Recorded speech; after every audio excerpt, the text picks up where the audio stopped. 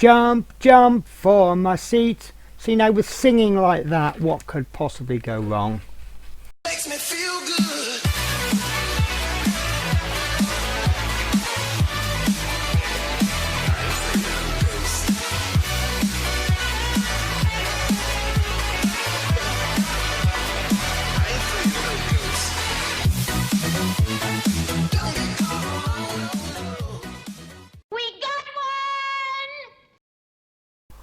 So, hello guys, welcome to stage 50, the jump seat. Now this is the last issue of the last stage of issue 14, and I'm just hoping that I can do one stage smoothly with no mistakes.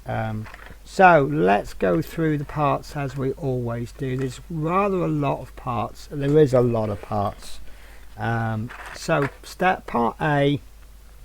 50A jump seat back base, and that's this one. You've got these little squares on the corners in the middles, and then 50B is the jump seat sponge, which is not here, so I'm going to guess it's already in. There we go. And there are two of those. I will take them out. I don't know if yours will be already in the seat or not.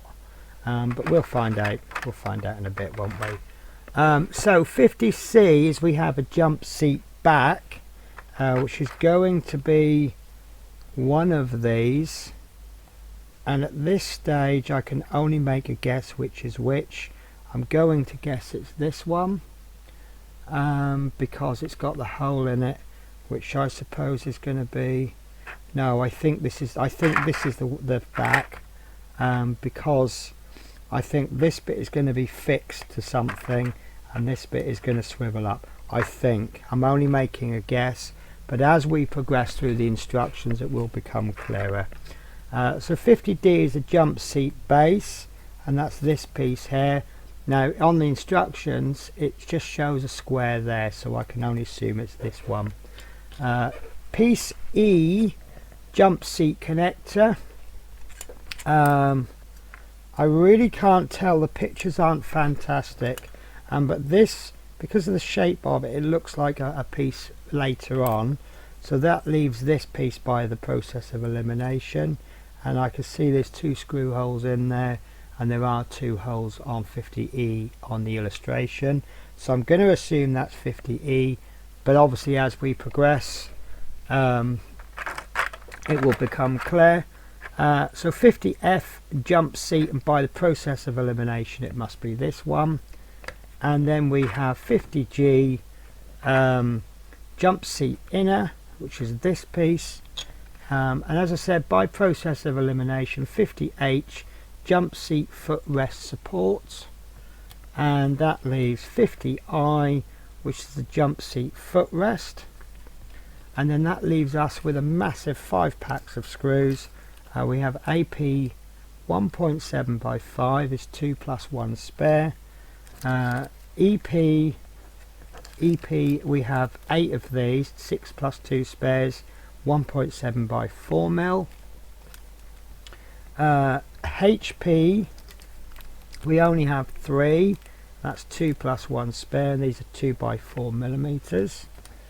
IP screws, these are 2 by 5 millimeters. There's 3, which is 2 plus 1 spare. And MP screws, these are 1.7 by 4 by 5 top hat screws. Remember that penny. And there are 8 screws plus 2 spares, should make 10. So let us progress. So the first thing we need to do is place the jump seat sponge inside the jump seat back.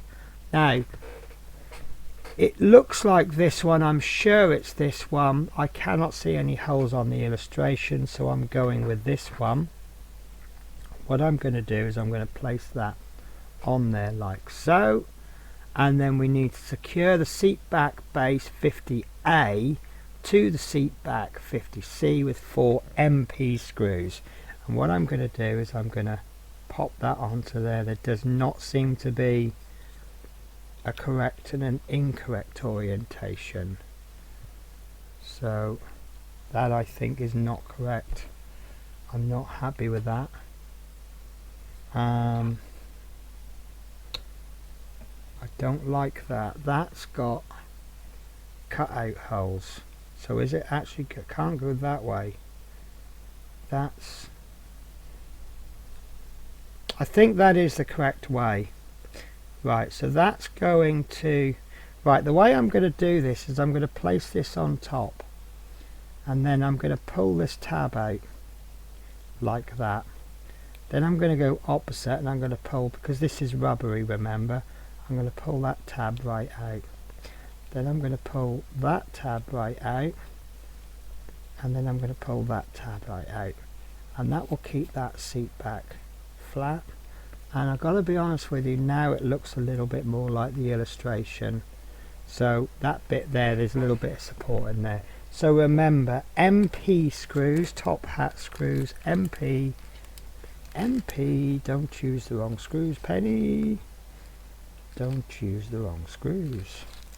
So 4 MP screws, and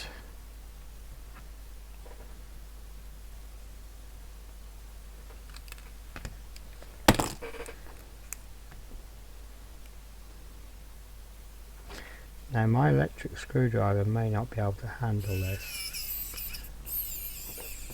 Okay, it does. The reason I said it isn't going to handle it is because I'm finding these screws, you're having to work quite hard to cut the screws into the plastic, and my screwdriver hasn't got a massive amount of torque on it, which actually is a good thing. It makes it really good for model making, because it means that you're not going to split your plastic parts so easily. So, but yeah, I'm going to do this by hand. It's quite a thin piece, this. Remember, it's only a seat back, so it's only there to designed so that you're not sitting with your back against a hard metal or wooden backing, so you won't get backache. There we go. So that's that piece complete with the correct screws in, I will add. So the next stage then is stage 2, and we need to take the parts that we've assembled in stage 1 on the jump seat base, which is this one, securing from behind with 4 EP screws. Now we've got this rounded bit, and this rounded bit needs to go to the top, and again, I don't think there's a correct and an incorrect orientation with this seat back. So we have 4 screw holes there, and we have 4 holes there, and I've just wiggled it around until it fits in. I'm just going to try it the other way. Yeah, look, that doesn't seem to matter. So when you place this on, just place it as close as you can, and then all you need to do is, I don't know if you can hear this there, once it goes into place, it kind of clicks, kind of a click in place, and then we want to secure that with, nearly picked up the wrong screws, EP screws, and these are very small, very thin screws, and we just want the 4 of them. And I think what I will do is I will secure 2 of them in place, just enough to bite. So any one for the first screw, and then the opposite corner for the second. See, that's fallen out, but that's fine. We can just, once we've got 2 screws in place, that's not going anywhere. So make sure that's actually a really good fit, just like that. We could easily get away with 2 screws for that. So 4 is excellent, and I really am happy with the engineering of this. And by engineering, I mean the way the parts fit together. They haven't just given you a detailed part, but they've made it very nice how it goes together. If you remember the phone holder from the last issue, I had it slightly, ever so slightly out of place. The part just didn't fit, and it wasn't until I had the part exactly right, and that's a really good example of engineering. So that seat back is in place, very happy with that. And then what we need to do now is take piece E, which is the seat jump seat connector, and I can now see that this is the correct piece E, and that's going, see, you've got 2 holes there, and we've got 2 holes there, and that's going on to there, and there is no click into place on this one other than the fact that we've got the screw holes to line up. So this is going into place with HP screws, not HP source, and if you are not from the UK you may not understand that reference at all, and I apologise if you don't, but HP is a very famous brown sauce.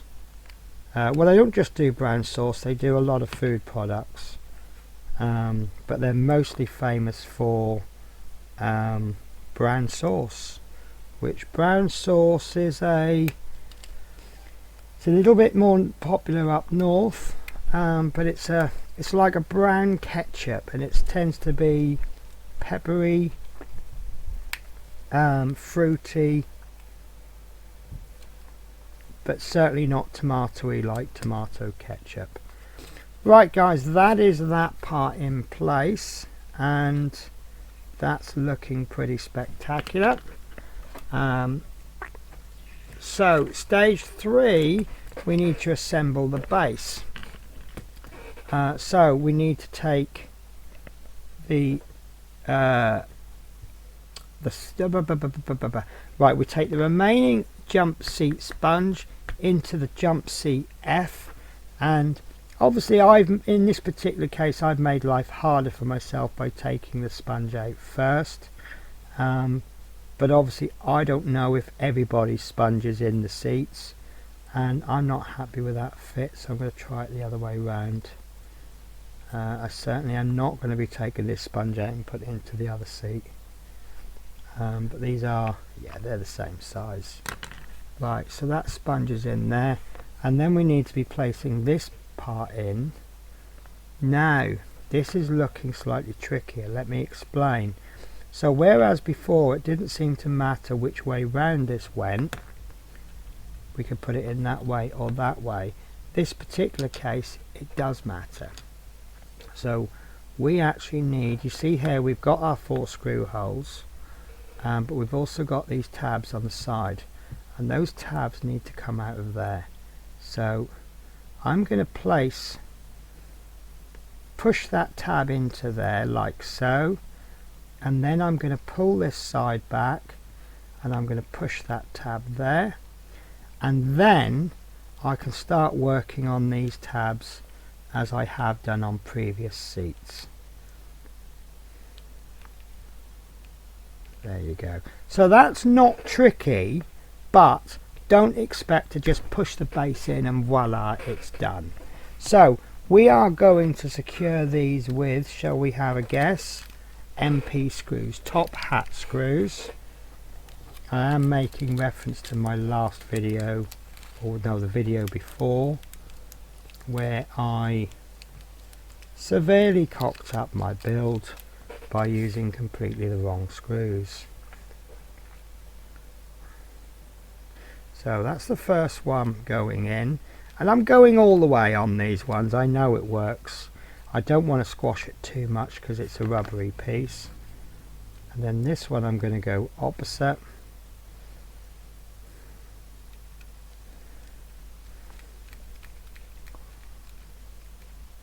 There we go. Then I'm going to go one of the side pieces.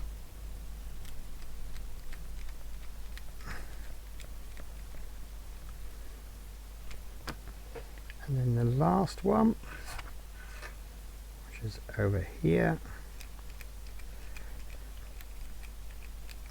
There we go, and that's that in place. So the next step then is that we need to take our piece H, which is the jump seat foot support, and we also need to take our footrest. Now, it doesn't say this in the magazine, but I'm suggesting, looking at the illustration as well, can you see that on one side we've got square edges, and then on the other side we've got rounded edges.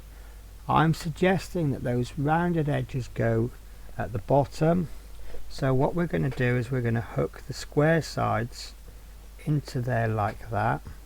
It's a fairly tight fit, nothing too major. And then what we're going to do is we're going to place this. We've got 2 screw holes there, and then in the middle we've got a locating peg.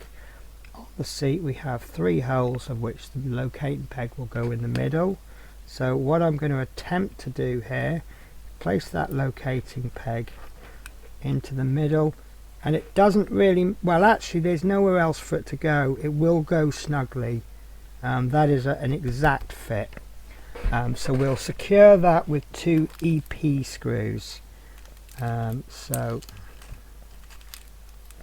2 EP screws.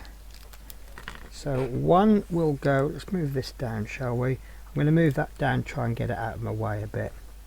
So holding down in the middle, just going to pop that in just enough to bite. It shouldn't move because that's a really tight fit in there just with the locating tab, but I like to just make sure, double checking all the time. Yeah, that's fine, so I can proceed to tighten these up now. 99% of the time when you do a dry fit in a check, it's doesn't matter, there's nothing wrong. However, that one time out of 100 you'll wish you checked. So that's that stage done. So we have stage 4 now, fitting the base to the seat back. Now you'll see here you've got these 2 holes at the back if it's been done correctly. We've got 2 screw holes there. That's going in like that, and that will be secured with 2 AP screws, 1 into each side. Now what I'm going to suggest here is, hopefully this is going to be a fairly tight fit. Take that off, take 1 AP screw, and we're going to drive that into the side. No, it's not going to work. Right, so ignore that. So we will place the seat in, make sure that hole is lined up, and we're just going to screw that in just a couple of turns. That's to stop that from coming off. What I was originally going to suggest was that we drive the screw in into the side, but not enough so it shows on the other side, and then we could maneuver the seat in and then drive that screw home, and then we don't worry about this screw falling out or the seat falling out. So I've got the sides, both of the screws in, as you can see, just enough to bite. Make sure this action is good, which it is, and once we're happy with that we can screw this further home. Now I'm going to suggest that we only screw until the screw head, there's no gap between the back of the, so you see there's a big gap, and there's no gap. I would suggest that's perfect. If you carried on driving this, you're going to bend that in, and then it's going to grip against the seat, and the seat's not going to move. So all we need to do, let me see if I can do this really close to the camera. So we drive that home, and there. No, actually that's a little bit too far out. We can get away with a bit more. There we go. That is perfect. So we check the action of the seat. Look at that. So the way the seat, I didn't really notice this while I was building, but it's obviously not perfectly round, and there's the way it's shaped, it kind of catches. So you can't hear it, there's no sound, but what it means is because it's not rounded, it's not going to fall down by itself. You see, when you put it up, it will stay in position. So again, going back to the word engineering, the way that it's all designed is just absolutely perfect. So we have one more thing to do. We need to fit the jump seat to the driver's rear workstation. So we bring in this part from the previous issue, and you'll notice that there are 2 screw holes and a locating tab. There are 3 holes there. They're obviously screw holes, and then a locating tab there. We will also need to get our eyepiece screws ready, and we only need the 2. And we will place that into place there, and we'll get it roughly right, and then we'll just keep wiggling around. There we go, that's gone into place. And then we should have had our screw ready on our screwdriver, which is a terrible thing that I've done there. So that's in place, holding that down. Perhaps do the bottom screw, no, the top screw, I think, because it's already held in place with the locating tab. That's only in enough to bite. You see it is loose, but I'm just checking the position. Once I'm happy with the position, I can drive the last screw all the way home. That's fine, and then we'll finish the first screw. There we go. And that is that seat in place. That is fantastic. Really happy with that. So that is the piece in the same orientation as the magazine. I think that's absolutely fantastic. That is the end of not just the stage, but it's also the end of the book. So I really do not know what's coming in the next issue, but I can see some wires coming out of here, or some cables or something sticking out. 2 issues are going to be lots of square pieces, and then there's going to be kind of a funny shaped piece.